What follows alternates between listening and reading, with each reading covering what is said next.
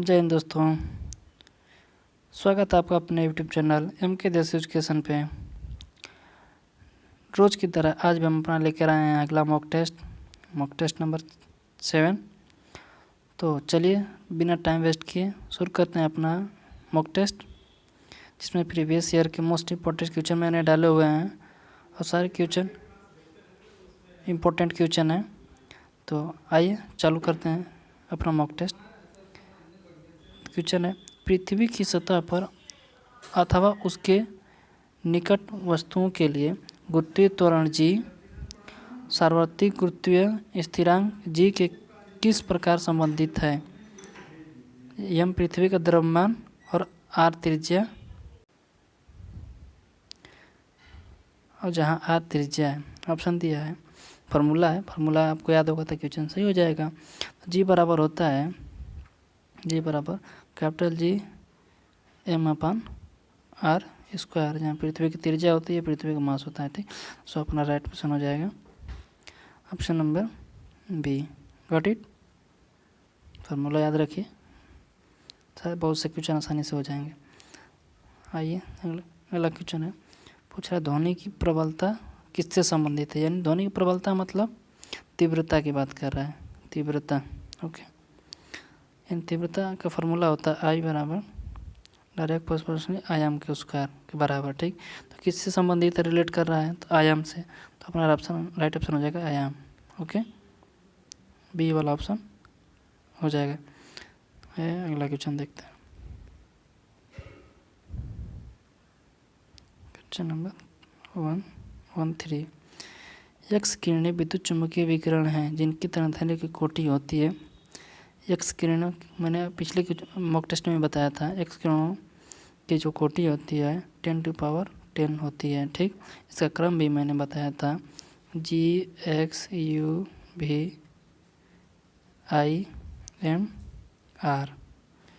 नीचे आने पे तरंगदैर्घ्य घटता है, लैम्डा का मान, आवृत्ति का मान बढ़ता है, ऊर्जा भी बढ़ती है ऊपर जाने पे। ठीक, ये क्रम याद रखिएगा। चलते हैं अगले क्वेश्चन पे, क्वेश्चन नंबर 114। यदि एक पिंड सरल आवर्त गति में गतिशील हो तो वेग एवं त्वरण में कालांतर कितना होगा। आप लोग एक ट्रिक बता रहे हैं याद रखने के लिए, दवा याद करें, DV A, D का मतलब डिस्टेंस, V का वेलोसिटी, A त्वरण है। ठीक, तो इसमें π/2, इसमें π/2, DA में जब पूछेगा तो पाई। ठीक, DA में पूछेगा कालांतर तो पाई, DV में पूछेगा तो π/2, VA में पूछेगा तो π/2। तो सो देखिए अपना क्वेश्चन में क्या पूछा है, वेग और त्वरण की बात कर रहा है। वेग और त्वरण में कितने कालांतर है, 90 डिग्री। सो अपना राइट ऑप्शन हो जाएगा बी वाला। ठीक, याद रहेगा। चलते हैं अगले क्वेश्चन पे। अगला क्वेश्चन है क्वेश्चन नंबर 115। यदि किसी 16 सेंटीमीटर फोकस दूरी वाले अवतल दर्पण के वक्रता केंद्र पर एक वस्तु रखी है, यदि उस वस्तु को फोकस की ओर 8 सेंटीमीटर खिसकाया जाए तो उसके प्रतिबिंब की प्रकृति क्या होगी। देखिए फोकस दूरी दिया है 16, ये आपका मान दे दिया है 16, तो सी का मान यहाँ से निकल जाएगा 32। ठीक, बोल रहा है कि यदि वस्तु को फोकस की ओर 8 सेंटीमीटर खिसका, तो कहाँ से पहले ध्यान देना, 16 सेंटीमीटर फोकस दूरी हो तो दर्पण के वक्रता केंद्र पर वस्तु रखी गई, यानी सी पर वस्तु। आपको फिगर बना लेते हैं एक बार। ठीक, एक फिगर बना लेते हैं अवतल दर्पण।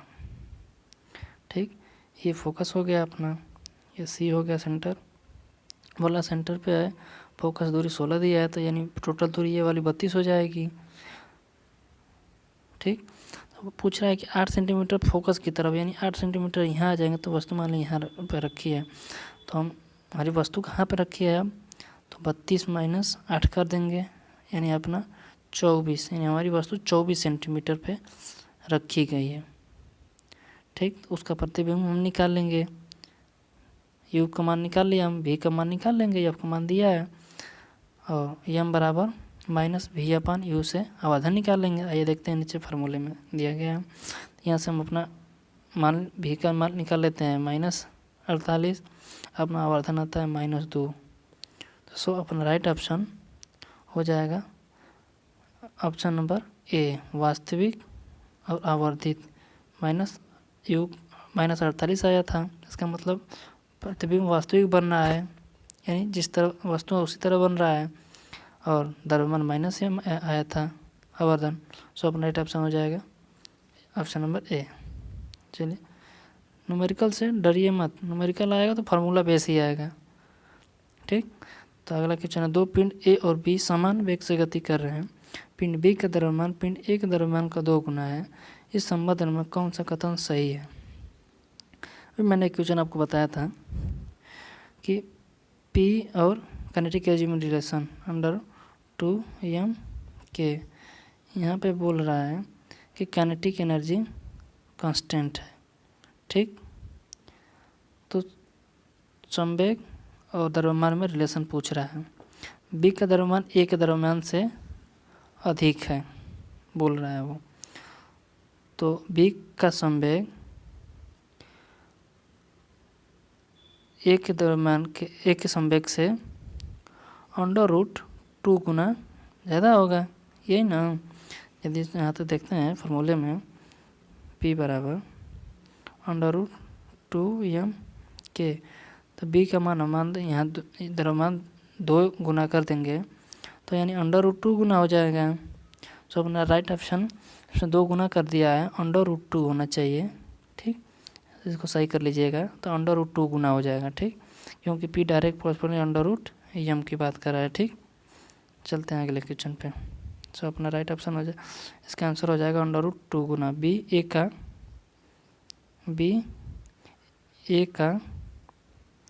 √2 गुना संवेग हो जाएगा, ठीक। चलिए अगला क्वेश्चन पे चलते हैं। क्वेश्चन नंबर 117, कोई महिला किसी समतल दर्पण के सामने इसके 1 मीटर की दूरी पर खड़ी है। वह दर्पण की ओर 60 सेंटीमीटर चलती है। अब उस महिला से उस प्रतिबिंब की दूरी क्या है? ऑब्जेक्ट से, ये समतल दर्पण मान लिया, यहाँ पे ऑब्जेक्ट है, अब प्रतिबिंब की दूरी पूछ रहा है, ठीक। इस बात को ध्यान में रखिएगा। अगर मिरर से पूछता तो बात अलग है, और ऑब्जेक्ट से और मिरर प्रतिबिंब के बीच पूछ रहा है, इमेज की। चलिए निकालते हैं। देखिए, बोल रहा है कि एक वस्तु महिला है जो दर्पण से 100 सेंटीमीटर यानी 100 सेंटीमीटर मान लेते हैं खड़ी है, ठीक। और वह 60 सेंटीमीटर चलती है, यानी आगे यानी 60 सेंटीमीटर तक आगे, मान लीजिए यहाँ की दूरी 60 सेंटीमीटर, तो यहाँ से दूरी कितनी बच जाएगी? 40, ठीक, 40 बच गई। तो अब ये वाला प्रतिबिंब यहाँ से लेके यही प्रतिबिंब, समतल दर्पण में ये होता है कि वस्तु हम जितने दूरी पर आते हैं उतने दूरी अंदर प्रतिबिंब बनता है, ठीक। तो इधर 40 बना है, 40 पे रखा है, तो इधर भी 40 पे बनेगा। तो हमको पूछ क्या रहा है कि ऑब्जेक्ट तो यहाँ रखा है, अब 40 सेंटीमीटर पे है, प्रतिबिंब भी चलेगा दर्पण से 40 सेंटीमीटर की दूरी पर, ये भी 40 सेंटीमीटर, टोटल दूरी 40, 40, 80। तो अपना राइट ऑप्शन हो जाएगा 40, 40, 80, यानी ऑप्शन सी, ठीक। आइए अगला क्वेश्चन समझते हैं। क्वेश्चन नंबर 118, नीचे दिए गए परिपथ पर विचार कीजिए। चार्ट परितोष दिया है, इसमें देखिए कि धारा का मान तुल्य प्रतिरोधी पूछ रहा है, धारा का मान ही पूछ रहा है। 3 प्रतिरोध समांतर क्रम में दिया है, 3 प्रतिरोध को हमने समांतर क्रम में जोड़ लेंगे, इनको तीनों को समांतर क्रम में जोड़ लेंगे, फिर इसको श्रेणी क्रम में जोड़ देंगे, ठीक। आइए नीचे सॉल्यूशन दिया है, सॉल्यूशन देख लेते हैं। देखिए, 3 प्रतिरोधों को पहले समांतर क्रम में जोड़ा है, फिर उसको श्रेणी क्रम में जोड़ देंगे, ठीक। तो अपना राइट ऑप्शन हो जाएगा 9 सही 1/11, यानी अपना राइट ऑप्शन हो जाएगा option number C. Got it. चलिए आगे चलते हैं। न्यूमेरिकल ऐसे ही आएंगे पेपर में। तो किसी कण पर किसी दिए गए समय अंतराल के दौरान कार्यशील बल के कारण उस कण पर आवेग की परिभाषा क्या होती है? आवेग संवेग परिवर्तन की दर के बराबर, संवेग परिवर्तन के बराबर होता है, यानी आवेग बराबर संवेग हम बोल सकते हैं, ठीक। आवेग मतलब होता है बराबर होता है यह बराबर चेंज इन टाइम, अल्प समय के लिए लगने वाला बल ही आवेग कहलाता है। तो इसको हम बोलते हैं आवेग में परिवर्तन संवेग के बराबर होता है। ठीक, तो अपना राइट ऑप्शन हो जाएगा उसके संवेग में परिवर्तन के बराबर, right option B. Question number 120, किसी सरलरेखीय मार्ग के अनुदिश एक कार की गति को नीचे दी गई आकृति द्वारा दर्शाया गया है। तो कार ओ से प्रारंभ होकर ए बी सी पर अलग अलग समय पर पहुंचती है। ओ से सी तक जाकर वापस बी तक आने के दौरान तय की गई दूरी और विस्थापन के परिणाम क्रमशः क्या है। आइए जान लेते हैं पहले दूरी और विस्थापन में अंतर क्या है। मान लो इधर आए फिर ऊपर चले गए फिर यहीं पे आ गए। ठीक, तो वह शॉर्ट दूरी जो बोलते हैं उसको विस्थापन कहते हैं। ठीक, विस्थापन। ये पूरी जो दूरी चलते हैं उसको बोलते हैं दूरी। ठीक, जो न्यूनतम दूरी को ही विस्थापन कहते हैं। ठीक, तो आइए देखते हैं सवाल पे। तो देखिए इसमें ओ से सी तक जा रहा है, यानी ओ से सी तक जा रहा है फिर बी तक वापस आ रहा है, यानी यहाँ तक जा रहा है, यहाँ तक जा रहा है फिर यहाँ से बी तक आ रहा है, यानी ये भी दूरी फिर यहाँ तक की दूरी, इसकी दूरी हो जाएगी। विस्थापन आपका बस यहाँ गया था फिर लास्ट में लास्ट पॉइंट और पहला पॉइंट विस्थापन होता है, तो यहाँ से लेकर यहाँ तक विस्थापन हो गया। तो आइए नीचे देख लेते हैं, सबको जोड़ देंगे। O A plus A B plus B C plus C B अपना आ जाएगा टोटल दूरी 85, अपन 45 आ जाएगा। ओ बी 35 मीटर किलोमीटर आपका विस्थापन आ जाएगा। ठीक, यह विस्थापन और दूरी में अंतर होता है। 121, निम्नलिखित में से कौन सा यंत्र निम्न वोल्टेज की प्रतिवर्ती धारा को उच्च वोल्टता वाली प्रतिवर्ती धारा में और विलोमता परिवर्तित करता है। तो विभव की वोल्टता बढ़ाई जाती है ट्रांसफार्मर के द्वारा, सबको पता होगी ये बात। मोटर जानते हैं, जनित्र जनरेटर तो वैद्युत यांत्रिक ऊर्जा को विद्युत ऊर्जा में बदलता है। ठीक, कंप्लीट का मतलब समझ रहे हैं। तो अपना राइट ऑप्शन हो जाएगा सी वाला, ट्रांसफार्मर के द्वारा उच्च वोल्टता को निम्न वोल्टता में बदला जाता है। ठीक, चलिए आगे चलते हैं। 122, किस स्थान पर पृथ्वी का चुंबकीय क्षेत्र क्षैतिज होता है। किस स्थान पर पृथ्वी का चुंबकीय क्षेत्र क्षैतिज होता है। ठीक, चुंबकीय निरक्ष पे आपको याद होगा, चुंबकीय निरक्ष पे जी का मान 0 होता है। ठीक, चुंबकीय अक्ष पर इस पे जी का मान 0 होता है, यहाँ पोल पे 90 डिग्री होता है। तो पूछ रहा है कि स्थान पृथ्वी चुंबकीय क्षेत्र क्षैतिज होता चुंबकीय निरक्ष पर। सो अपना राइट ऑप्शन हो जाएगा ऑप्शन नंबर बी। ओके, आइए आप लोग क्वेश्चन समझ में आ रहे होंगे। आइए अगला क्वेश्चन करते हैं।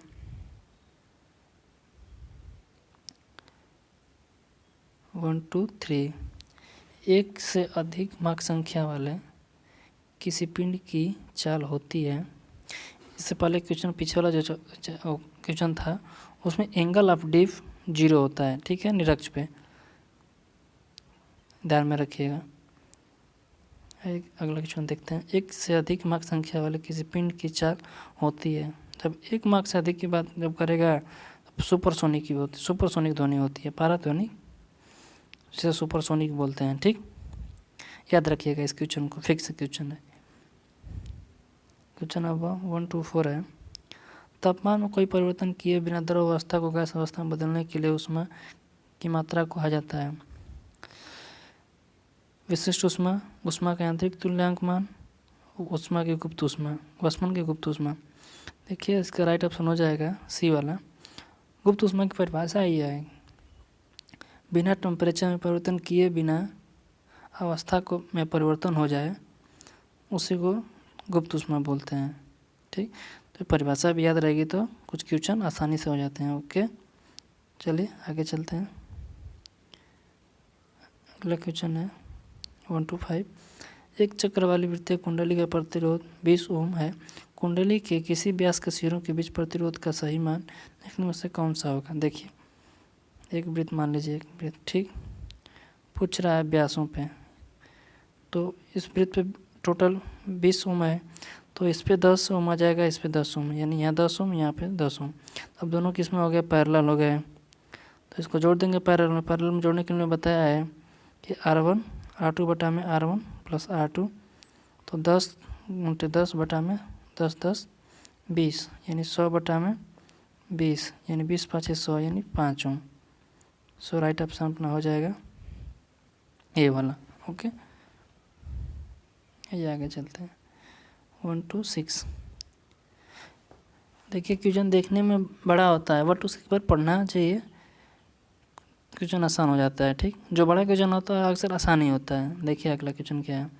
एक परिनलिका में तार में I धारा प्रवाहित हो रही है और प्रति इकाई लंबाई चक्र संख्या n है। इसमें परिनलिका के अंदर की ओर उत्पन्न होने वाले चुंबकीय क्षेत्र भी यदि प्रति इकाई लंबाई चक्रों की संख्या 2n कर दी जाए तो परिनलिका में चुंबकीय क्षेत्र का मान क्या होगा। आपको परिनलिका का इसके लिए परिनलिका का फार्मूला याद रहेगा विद्युत क्षेत्र के लिए, चुंबकीय क्षेत्र के लिए B बराबर μ0 N I, जहाँ N का मतलब होता है N/L, इसको लिखते हैं, ठीक। यहाँ पूछ रहा है N का मान 2 गुना कर देने से। N का मान 2 गुना करेंगे तो देख रहे हैं B डायरेक्ट प्रोपोर्शनल N है, तो 2 गुना करेंगे तो चुंबकीय क्षेत्र का मान भी 2 गुना हो जाएगा। तो अपना ऑप्शन भी में 2B दिया हुआ है, जिसका चुंबकीय क्षेत्र भी 2 गुना हो जाएगा, ठीक। आई होप आपको क्वेश्चन समझ में आ रहा होगा। Question number 1 to 7। एक प्रकाशीय सूक्ष्मदर्शी के आवर्धन के बारे में निम्नलिखित में से कौन सा कथन सही है। तो देखिए नेत्र की फोकस दूरी में वृद्धि करने से आवर्धन बढ़ता है। अब सूक्ष्मदर्शी में जो आँख के पास लगाते हैं उसको नेत्रिका बोलते हैं, जो पीछे वाला भाग होता है अविदिशक लेंस होता है। तो आँख के नेत्रिका की फोकस दूरी अधिक होती है, बट फोकस दूरी बढ़ाने पे सूक्ष्मदर्शी के लिए उसकी आवर्धन क्षमता घटती है। तो आइए देखते हैं ऑप्शन में क्वेश्चन में दिया है नेत्रिका की फोकस दूरी में वृद्धि करने पर अपना राइट ऑप्शन हो जाएगा डी। नेत्रिका की फोकस दूरी में वृद्धि करने पर आवर्धन क्षमता घटती है। अभी अविदृश्यक की फोकस में वृद्धि करता तो वृद्धि हो जाता है, ठीक। चलिए अगले क्वेश्चन पे चलते हैं। Question number 1 to 8। हीरा की प्रकृति पूछ रहा है। तो हीरा अचालक होता है, सबको पता है, लेकिन हीरा बहुत कठोर पदार्थ होता है, ठीक। ये बहुत आसान क्वेश्चन है। चलिए आगे चलते हैं क्वेश्चन नंबर 1 to 9 पे। तांबे के एक पतले तार से बनाए गए एल लंबाई के एक सरल लोलक डोलन काल्टी है। मान लीजिए कि उस कमरे का ताप जिसमें यह सरल लोलक रखा है 30 सेंटीमीटर बढ़ जाता है, 30 सेंटीग्रेड बढ़ जाता है, तो लोलक के डोलन काल पर क्या प्रभाव पड़ेगा। आप सोच रहे हो कि आप आवर्तकाल का फार्मूला T बराबर 2π√L/G। सोच रहे हैं कि इसमें टेम्परेचर की बात ही नहीं कर रहा है, टेम्परेचर दिया ही नहीं है, ठीक है, टेम्परेचर की बात नहीं कर रहा है, बस टेम्परेचर तांबा है। टेम्परेचर बढ़ाएंगे तो उसकी लंबाई में थोड़ी मोड़ी बढ़ने की संभावना बढ़ जाती है। इसीलिए इसमें बोल दिया जाता है कि टेम्परेचर बढ़ाएंगे तो थोड़ा सा लंबाई में वृद्धि हो सकती है, वो भी बस थोड़ी सी। तो इसलिए अपना राइट ऑप्शन हो जाएगा, उसके आवर्तकाल में भी थोड़ी सी वृद्धि हो जाएगी, ठीक। उसमें भी अंडर रूट में है T/L, ठीक। T डायरेक्ट प्रोपोर्शनली 1/L होता है। टेम्परेचर में थोड़ी सी वृद्धि होने से लंबाई में थोड़ी सी वृद्धि हो जाएगी, ठीक। तो अपना थोड़ा सा मामूली से आवर्तकाल में वृद्धि हो जाएगी। आइए आपको एक क्वेश्चन समझ में आ गया होगा। देखिए कितनी सी बारीकी से गलतियाँ होती हैं। दिया ऑप्शन वही बना रहेगा, T में मामूली सी कमी होगी, कमी नहीं होगी, वृद्धि होगी। T 2 गुना से अधिक हो जाएगा, गलत बात है। आइए लास्ट क्वेश्चन देखते हैं आज का 130। निम्नलिखित में से कौन सी भौतिक राशि वही है जो दाब की है। दाब का मात्रक P बराबर F/A, यहाँ प्रतिबल बराबर भी होता है F/A। तो अपना राइट ऑप्शन को देख लीजिए, ऑप्शन हो जाएगा B वाला। आई होप आपको क्वेश्चन समझ में आ रहे होंगे सारे। तो यदि क्वेश्चन आपको अच्छे लग रहे हैं तो ज़रूर कमेंट में बताइएगा। और आपको वीडियो कैसी लग रही है ये भी बताइए। ज़्यादा से ज़्यादा हो सके शेयर करिए, लाइक करिए, सब्सक्राइब करिए। फिर मिलते हैं हम अपने अगले वीडियो में। जय हिंद, जय भारत।